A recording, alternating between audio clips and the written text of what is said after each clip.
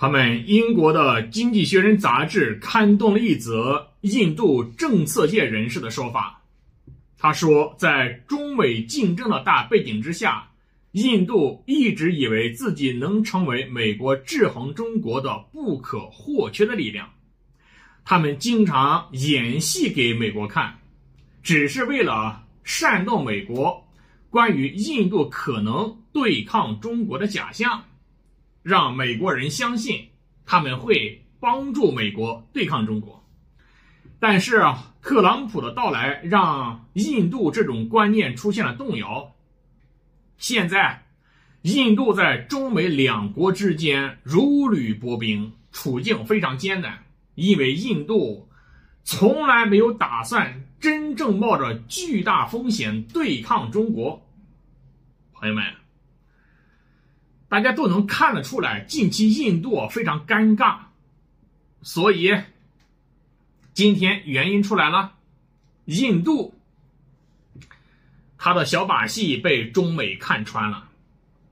印度和美国以及西方之间的亲密，其实某种程度就是相互欺骗，就是捞女遇到渣男，属于这一种程度。西方是不可能接纳印度的，原因其实非常简单，你是殖民地，即便你经济发展的非常不错，他也不可能接纳你，他从心理上不可能愿意和你一桌吃饭，他从内心当中一定是看不起你的。而且印度现在的人均 GDP 还没有人家的1/10高，他怎么可能看得起你呢？人之常情，我们都能够理解。而印度呢，也是不可能相信西方的。西方国家殖民印度200多年时间，给印度这个民族带来了深重的灾难，所以他们怎么可能相信西方呢？我们在印度媒体上经常可以看到，印度的很多媒体人在和西方进行吵架的时候，嘴巴就像机关枪一样，都不用思考。为何不用思考？因为很多例子都是刻在他们记忆深处的，都是不好的经历，所以不用思考。就像中国人有些时候讨厌日本一样，用思考吗？不用思考的。所以这是相互欺骗的双方。但是印度呢，同样他也不会相信中国，尤其是因为在历史上印度曾经数次被中国挫败，他非常受伤，他的心理创伤一时半会不能够得到痊愈，所以印度在中国面前一直想着翻身农奴把歌唱。但是印度呢又十分明白中国的确比他强大得多。虽然印度国内的媒体包括非常多的政客把中国贬低的一文不值，在前不久的印巴空战当中，印度发动全国媒体贬低中国的战斗机，贬低中国的雷达，贬低中国的导弹，但是没有用。知道内情的印度精英完全明白他们失败的非常难看，所以他明白印度与中国之间的差距十分巨大。而有些时候我就认为印度永远不可能追上中国的步伐。这里不仅仅有大国之间的博弈和限制，更有深层次的文化和种族之间的区别，它是无法实现的。大家发现没有，人类社会几千年了，真正强大的国家和民族一直是那几个，为什么其他人他就强大不了啊？人类最早是从非洲发家的，为什么非洲一直没有出现一个统一的多民族的强大的国家？一直没有。即便偶尔出现了横跨亚非拉的帝国，也是昙花一现，它没有出现。所以很多时候就是因为种族文明之间的区别。所以在这个大背景之下呢，印度又不喜欢中国，又不相信西方，所以就玩了一个远交近攻的游戏，和遥远的西方交朋友，对抗自己的邻居中国。但是呢，特朗普来了，特朗普政府特别不喜欢印度，特朗普政府都没有把印度当成是一个人来看待。大家发现没有？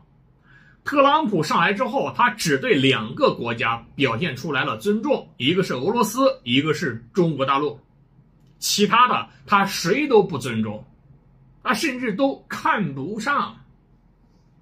所以特朗普不甩印度，而中国呢也是不甩印度的。中国这几年对印度有什么好脸色吗？没有的。所以他本来是想远交近攻的，结果双方都不甩他，这就是印度现在的外交处境非常难堪，甚至有点危险的原因所在。因为只要中美双方就印度达成一致，开始对他进行限制，这个国家非常危险。但是印度呢，现在又没有认怂。印度今天做了一个非常有意思的说明。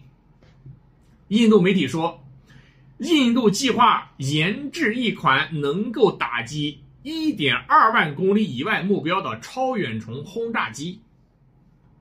印度希望这种轰炸机能突破 B-21 9300公里航程的极限，就可以无需加油打到美国、欧洲或澳大利亚的其他目标。朋友们，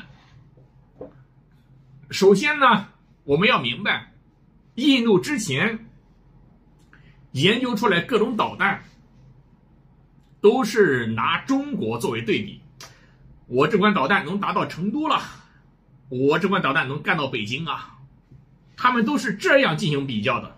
而现在呢，印度就说我这种轰炸机能打到美国呀这就说明什么，朋友们？这就说明印度媒体至少现在和美国不对付，竟然拿美国领土作为比较，那本身就是一种宣示，所以他没有认怂啊。印度近期对美国极其不满意，最主要的原因还是因为美国在关税这一块对印度没有什么好脸色。现在呢，美国没有明确宣布对印度的关税水平，特朗普说即将与印度达成协议，我不知道他们达成协议的关税水平是多少，但是我估计呢不会太高，可能也不会太低。而且印度愿不愿意签署还是一个未知数。在前2天我给大家说了印度尼西亚与美国达成的关税协议，我认为那个协议对印度尼西亚而言就是一个投降协议。这种协议中国肯定不会签的，俄罗斯肯定不会签的，欧洲国家肯定不会签的，而且我认为印度它也不会签的。因为印度至少在国家尊严这一块一直向大国看齐。你就比如说美国有超远程轰炸机，俄罗斯有，中国其实也有，就是印度没有，所以印度才会研制超远程轰炸机。它能不能研究出来是另外一回事，它想研究想具有这种能力，这是一回事。所以像印度尼西亚签署那种投降协议，印度大概率不会签署。如果不会签署，这2个国家的关系不会好。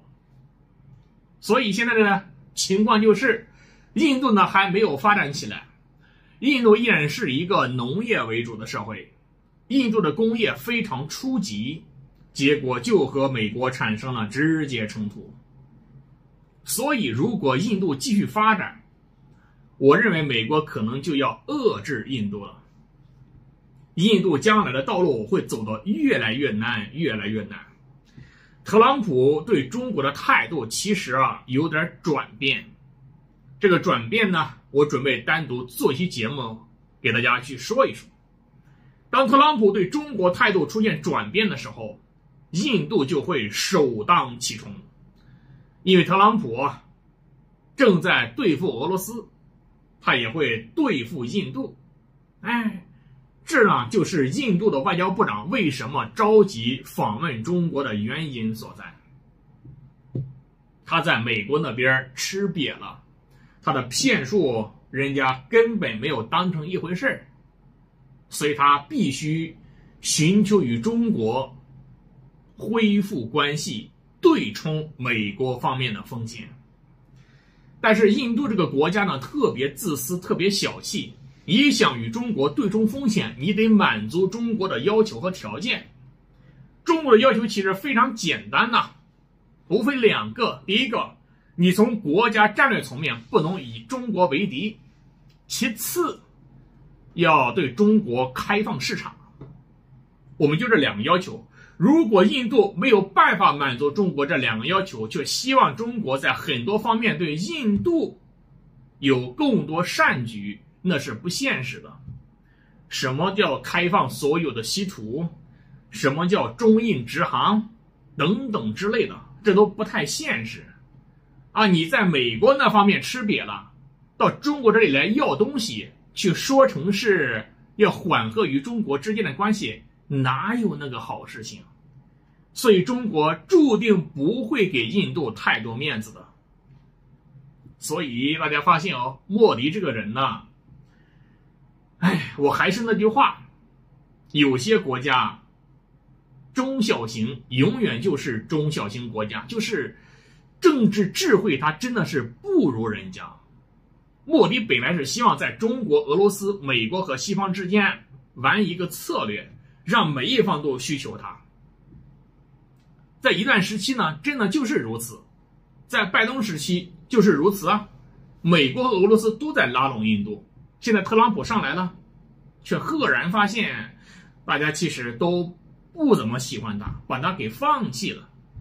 所以他这一个平衡战略玩失败了。所以我就奉劝很多那些欠发达的国家，千万不要和大国玩平衡策略，你玩不过的。当大国一旦握手言和，你和每一方都是敌人，你扛得住吗？扛不住的。所以还是要真诚一点比较好。